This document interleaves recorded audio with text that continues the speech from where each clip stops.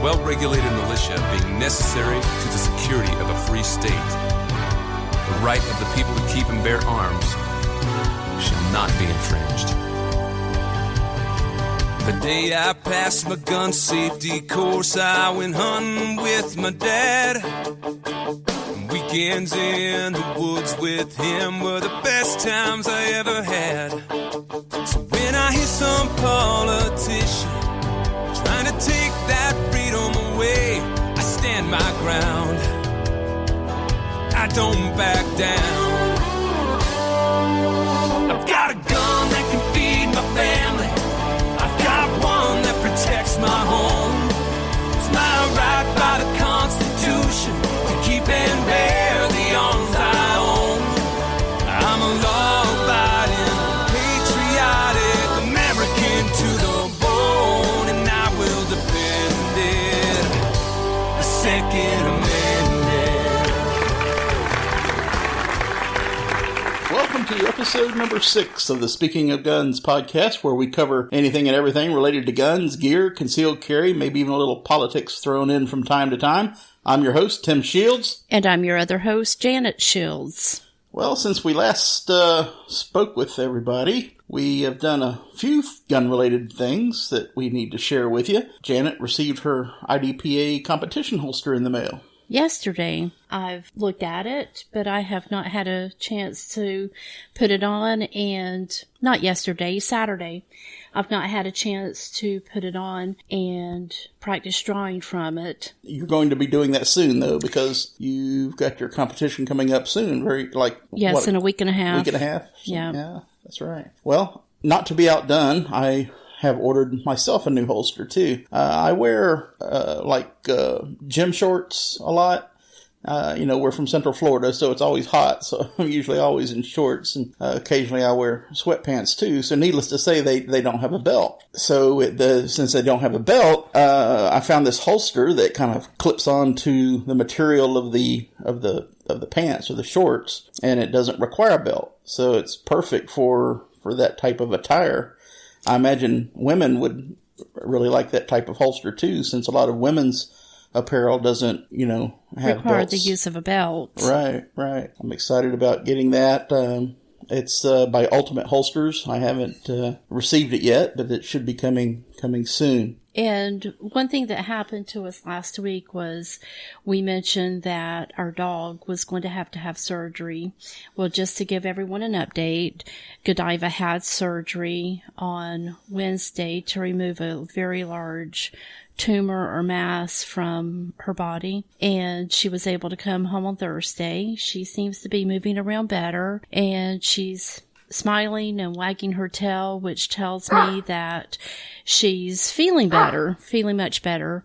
She seems to be walking around better than before the surgery as well. We don't have pathology reports back, so we don't know if it was a cancerous tumor or benign. So if you said a prayer for Godiva last week, we certainly do appreciate it. Yeah, hopefully we'll have the test results back by the next podcast, so we'll be able to update everybody there, and hopefully that will be good news that we can report then. But right now, let's move on to our firearms in the news.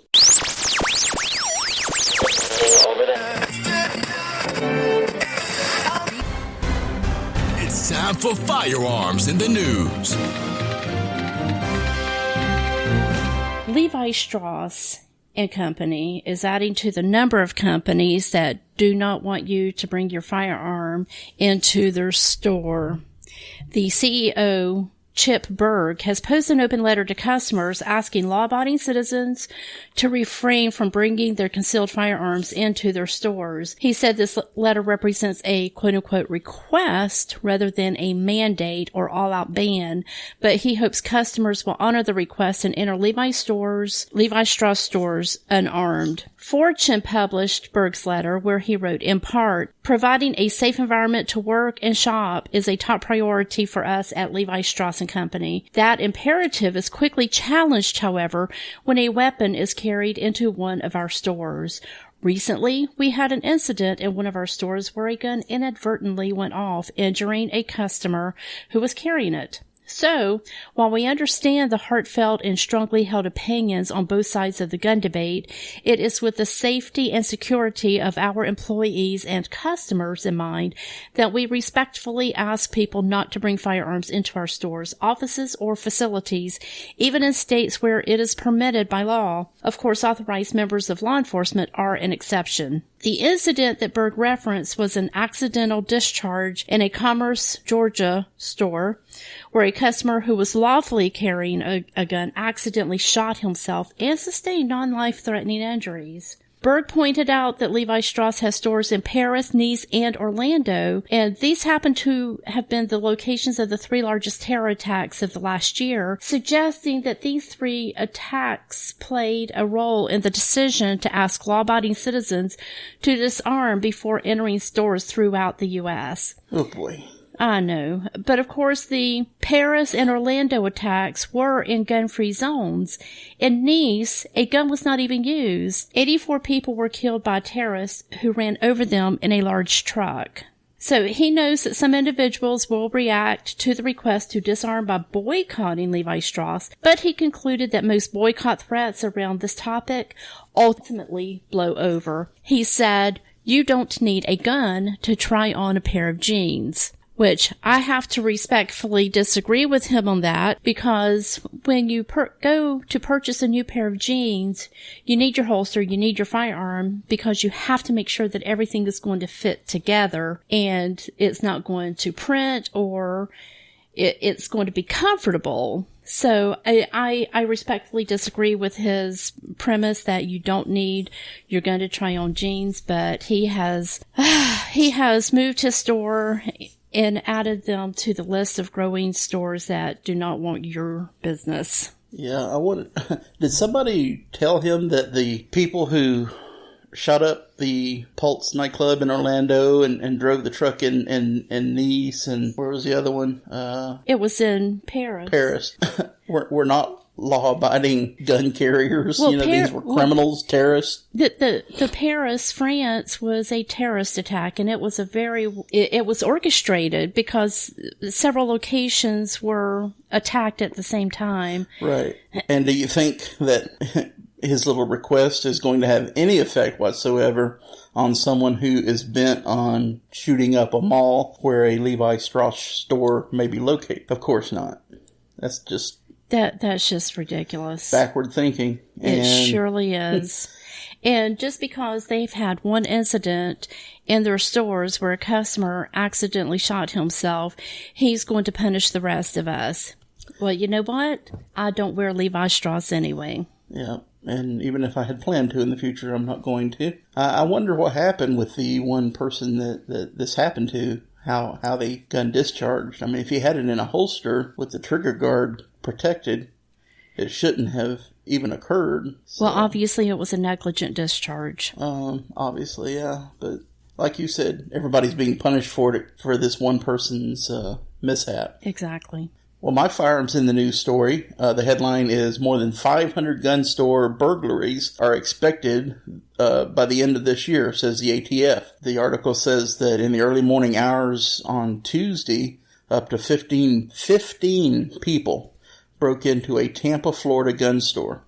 And they smashed through the glass storefront with an SUV and made off with about 40 weapons, according to the Hillsborough County Sheriff's Department. This brazen burglary is part of a very disturbing trend. ABC News says that they learned that more than 500 thefts are anticipated by year's end, according to the ATF. This year's projection comes after gun store burglaries spiked 28% from 2013 to 2015. More than 12,000 weapons, including handguns, shotguns, so-called assault rifles, were stolen in burglaries during that time. The Charlotte, North Carolina region has been the hardest hit this year. Just in October, ATF and the firearms industry has offered rewards for information in at least 5 Charlotte area burglaries or robberies. The Atlanta, Georgia area is the second worst region for store burglaries, according to the ATF. But this is happening all over the country. Criminals have been using any means necessary to get their hands on firearms. They break through walls, they break through ceilings, they even use blowtorches to get to the guns. A masked thief smashed through the glass door of GTX Guns in Georgetown, Texas in the early morning hours of May 9th. In just 7 seconds, he was out of there with an armful of guns. I don't know if he got handguns or rifles, but this past April in Hampton, Virginia, crooks used a stolen car to crash through the front door of Treasure Chest Pawn and Gun, and several guns were gone from there in less than 45 seconds. In early March, another dramatic smash and grab robbery played out in Houston, where as many as 10 suspects used chains to rip off the metal bars from the front of Carter's Country Gun Store, and more than 50 guns were stolen in less than 2 minutes. These people are very well organized and very make quick work of getting the guns and getting out because they know the alarms are going off. There's no federal laws that govern security measures for federally licensed gun dealers. It's up to individual gun store owners to protect their merchandise. The ATF makes recommendations to the industry and to gun dealers about steps that they can take to secure their facilities and secure their stock of weapons. But burglarizing and theft of firearms from FFLs is a felony, of course, and can result in a 10-year prison sentence. But that has not stopped the brazen crimes. Authorities warn that these heists lead directly to violence on the streets. There's a reason why those guns aren't purchased legally, because the individuals using them most likely can't go out and purchase those guns themselves, said Scott Fulkerson, ATF resident agent in charge of the Richmond field office. Once firearms are stolen from gun stores, they enter the black market and can end up in the hands of criminals pretty far away, according to the ATF. In some cases, there are advanced requests for specific stolen weapons. For example, the Rooster Bait and Tackle gun store in Rapid City, South Dakota was burglarized last April, and just weeks later, 3 of the guns that were stolen from there turned up in crimes 400 miles away near Denver, Colorado. 2 of those guns were allegedly found with a 37-year-old murder suspect, Jose Ocampo, in Lakewood, Colorado, after a standoff with police. Ocampo is charged with first-degree murder in connection with the shooting of a man in a motel parking lot, and he's due in court coming up in June. Fulkerson with the ATF continued and said, "We have a short period of time to recover those weapons before they're used to harm citizens or harm families or our friends or colleagues, and we're trying to prevent those guns from being used in crimes." I've seen some of these videos that, of these robberies of gun stores or burglaries. I guess they would be more classified as burglaries. And they're quick. They've got a game plan. They first of all steal a vehicle and use that vehicle to either crash through the front or hook a chain to it and jerk the security bars off of it. And literally they are in there and out of there within seconds. And I don't know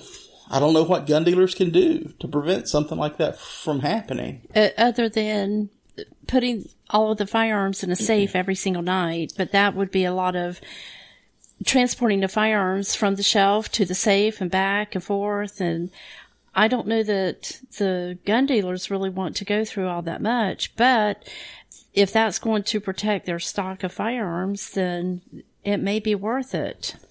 Yeah, I guess that's an option, but and for some smaller mom and pop type places, that might be an option, but some gun shops are huge and they have huge inventories, and locking up every single gun in a safe every night. First of all, it'd take multiple safes unless they had like a big vault or something that they could put them in, kind of like a bank vault, maybe. But I don't know. Maybe an armed guard that's there at nighttime is the answer. And that may even be cost prohibitive. It could be. But there's got to be some kind of answer to this issue.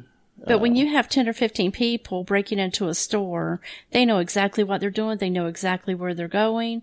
It seems like they've already cased out the store, so they know exactly where to go. And like the story says, within 2 minutes, so many firearms are gone, just out of there. Yeah, they're quick. They're very, very quick. My next firearms in the news comes to us from Fox News Entertainment, and this is on Katie Couric. By now, everyone should be familiar with the documentary that Katie Couric made earlier this year titled Under the Gun. This was supposed to be an unbiased reporting. However, in one segment, she asked the panel being interviewed about background checks and keeping guns out of the hands of those who aren't supposed to have access to guns.